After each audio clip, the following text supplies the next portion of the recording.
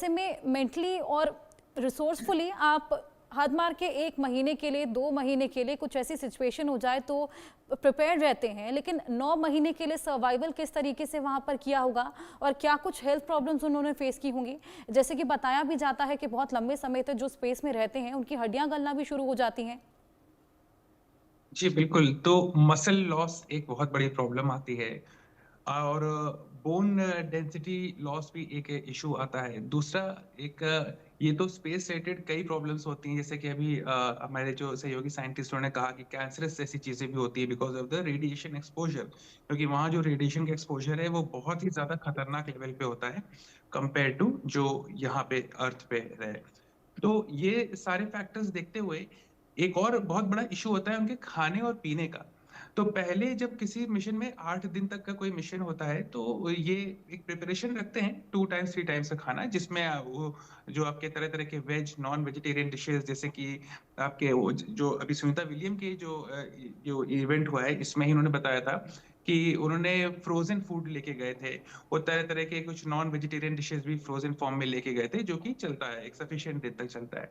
अब जब बात आती है, जैसे आपने बताया कि 1 महीना तो चलिए ठीक है, हद से हद हो गया, ये जो 9-10 महीने का स्ट्रेच बन जाता है, जो 9 महीने का बन गया स्ट्रेच, इसमें खाने की एक बहुत बड़ी एक दिक्कत पैदा होती है। तो इस केस में अब सब कुछ ड्राइड फॉर्म में कंज्यूम कर रहे हैं। इनका जो नाश्ता होता है, जो ब्रेकफास्ट होता है, वो भी एक नॉर्मल किसी भी तरह नहीं रह जाता है, वो सिर्फ और सिर्फ ड्राइड या फ्रोजन फॉर्म में रहता है। और ये जो चीजें होती है ये मेंटली डिस्टर्बिंग हो जाती हैं, क्योंकि जब आप सोचिए एक 8-9 महीने के स्ट्रेच में सिर्फ और सिर्फ फ्रोजन और ड्राइड फॉर्म का खाना खा रहे हो, और वो भी विच इज मोर और less like a chemical form of things होती हैं, कि वो कोई ऐसा ताजा खाना तो होता नहीं है। या चलिए कोई ऐसा भी नहीं होता है कि पृथ्वी से पैक किया हुआ खाना है जो 10 दिन तक 15 दिन तक चलेगा, या चलिए 25-30 दिन तक चल सकता है। ये एक एक बहुत बड़ा चैलेंज आता है। उसके साथ ही साथ एक जब आप एक टर्म सुना होगा बेबी फीट नाम का या बेबी फुट नाम का, तो इसमें क्या होता है कि जब ग्रेविटी इस तरह से डिस्टरबेंसेस में कोई एस्ट्रोनॉट रहता है इतने समय तक के लिए, क्योंकि वहां की ग्रेविटी पुल इस तरह नहीं होती है जिस तरह पृथ्वी की होती है, तो जो पैर का तलवा होता है, जो फुट का जो सोल होता है आपका, उस तलवे पे एक हाइपर सेंसिटिविटी डेवलप हो जाती है। वो जो स्किन होती है, जो पैर के नीचे की स्किन होती है, वो इतनी सॉफ्ट हो जाती है, तभी इसको बेबी फुट के नाम से बोलते हैं, जैसे एक बच्चे का फुट होता है इस। तो वो ये डेवलपमेंट शुरू हो चुका होता है, और हालांकि सुनीता विलियम्स और बच विल्मोर में ये चीज अब 100% कह दिया गया है कि ये डेवलप होने लगा है। तो ये सारी चीजें बहुत एक ओवरऑल पैकेज ऑफ प्रॉब्लम्स बनती हैं हेल्थ के लिए, जैसे कि बोन लॉस हो गया, मसल लॉस हो गया, देन आपके एट्रोफी आती है, तरह तरह के आपके फटीग्स आते हैं। अभी ये जब पृथ्वी पे वापस आएंगे तब एक शुरू होगी एक नई चीज है, तब इनको डिजीनेस शुरू होगी। इनको एक एडजस्टमेंट करने में एक बहुत बड़ा चैलेंज लगेगा, कि क्योंकि यहाँ पे ग्रेविटी है, वहां ग्रेविटी का इस तरह का पुल नहीं था जिस तरह का अर्थ पे होता है इम्पैक्ट। तो ये एडजस्ट करने में अभी काफी लंबा समय लगता है, और इसके साथ साथ और भी तरह के मेंटल और फिजिकल रिलेटेड प्रॉब्लम्स बढ़ेंगी। जी। बिल्कुल मिलिंद, मेंटली तो वो डिस्टर्ब थी ही, उन्होंने कई बार ये बात रखी भी थी सामने कि वो अब वापस आना चाहती हैं, लेकिन तमाम यहाँ पर टेक्निकल इश्यूज जो हमने देखा जिसके चलते वो वापस नहीं आ पाई। सूर्य प्रकाश जी, अभी हाल फिलहाल भी ये मिशन वापस से होने वाला था क्रू 10 का, लेकिन फिर एक और टेक्निकल प्रॉब्लम यहाँ पर अराइज हो गई थी। वो क्या प्रॉब्लम थी और क्या उसको अब हल कर लिया गया है? हाँ हाँ, वो जो हाइड्रोलिक सिस्टम के अंदर कमी थी उसको ठीक करने के बाद ही रॉकेट लॉन्च हुआ है। अगर हाइड्रोलिक सिस्टम जो है रेक्टिफाई नहीं होता तो जो रॉकेट लॉन्च किया है कल इन्होंने, वो लॉन्च ही नहीं हो सकता था। तो वो तो छोटी मोटी मैकेनिकल इंजीनियर की प्रॉब्लम थी, वो सॉल्व हो गई है और ये ठीक तरीके से लॉन्च हो गया है। अब ये इंटरनेशनल स्पेस स्टेशन पे जा पहुंचेंगे, वहां पे हैंडिंग ओवर टेकिंग ओवर भी हो जाएगी। भगवान ने चाहा तो जो इन्होंने डेट 19 मार्च दी है, ये 19 मार्च को आ जाएंगे या 2-4 दिन आगे पीछे आ जाएंगे। समस्या ये नहीं है, समस्या लॉन्ग टर्म में है। इन्होंने एक स्पेस टूरिज्म का कॉन्सेप्ट किया है। अब ये देखना है, आपको याद होगा कुछ महीने पहले समुद्र के अंदर जो एक समुद्र के बॉटम पे एक शिप था, वो डूबा हुआ था। उसको दिखाने के लिए कुछ लोगों को पनडुब्बी में बैठाया गया, उनको वहां पे समुद्र के अंदर लेके गए और वहां पे मिसहैप हो गया, 5 आदमियों की डेथ हो गई। उसके बाद उन्होंने वो जो समुद्र के अंदर टूरिज्म का एक नया एवेन्यू खोला था उसको वाइंड अप करना पड़ा। तो ये कुछ ऐसी चीजें हैं। मुझे याद है आज से 15 साल पहले मैं वेद पढ़ रहा था, तो उसमें एक प्रसंग आया कि उसमें उन्होंने कहा कि ए वेद पाठी, ए मानव, तू आकाश में मत जा। उसका रीजनिंग ये दिया कि जो आकाश है उसमें बहुत सारी वल्नरेबिलिटी है, बहुत सारे रिस्क हैं।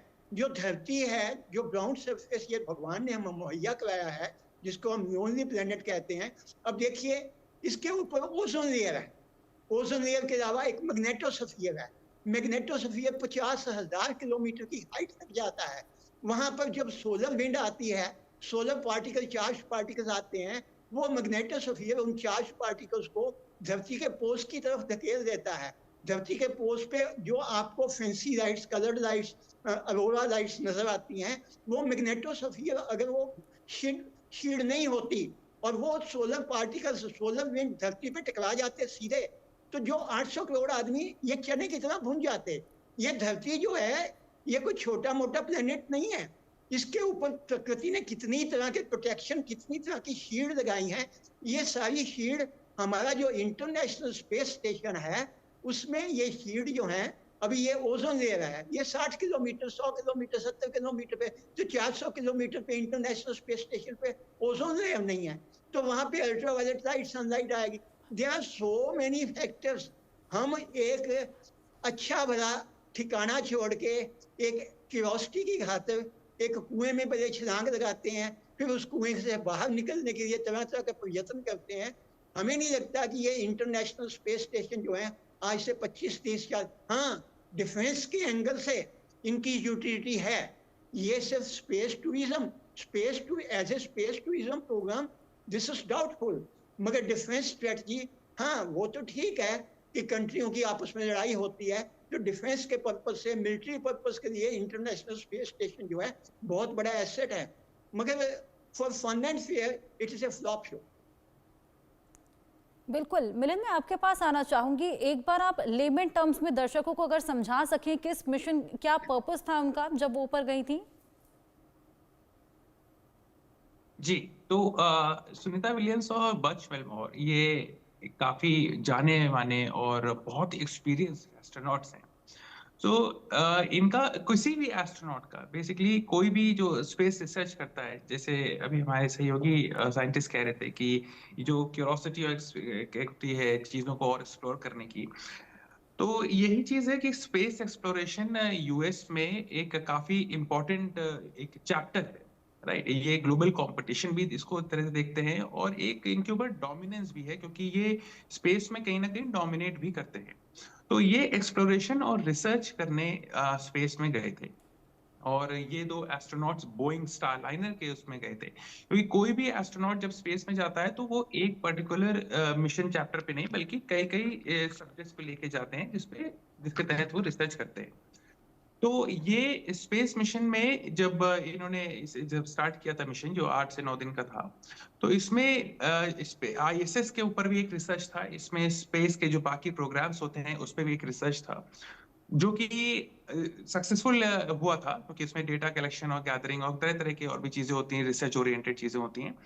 बट जब जो एक हार्डवेयर ग्लिच आया, जब टेक्निकल फेलियर आया, जिसमें हीलियम लीक का बताया गया था, थ्रस्टर के इश्यूज बताए गए थे, तब ये मिशन जो था, क्योंकि मिशन का कंप्लीशन एक डेट होती है, ये मिशन कंप्लीशन डेट के बाद से फिर ये रुक गया था, क्योंकि ये वहीं पे ही अब फंस गए थे। तो ये लंबा स्ट्रेच इसीलिए शुरू हुआ था बिकॉज ऑफ हार्डवेयर इश्यूज। तो कोई भी एस्ट्रोनॉट जो होता है वो कभी ये सोच के नहीं जाना चाहेगा स्पेस में कि वो 9-10 महीने तक फंस के जाए, है ना। कोई भी ये, क्योंकि ये अपने आप में एक रिस्की इवेंट होता है, travelling to space itself is a risky event. जैसे कि अभी हमारे सहयोगी जो वैज्ञानिक है उन्होंने कहा था कि स्पेस ट्रैवल भी शुरू हो रहा है, तो ये नॉन एस्ट्रोनॉट्स के लिए स्पेस ट्रैवल शुरू हो रहा है, जिसमें भारतीय करेंसी की बात करें तो 4.25 करोड़ से 5 करोड़ का खर्चा आता है पर व्यक्ति, जो स्पेस में घुमाते हैं, मतलब ट्रैवल टूरिज्म कराते हैं। तो ये इसी सब के एक combination of research and exploration के लिए ये लोग गए थे, जो कि एक टेक्निकल ग्लिच की वजह से एक इशू बन गया।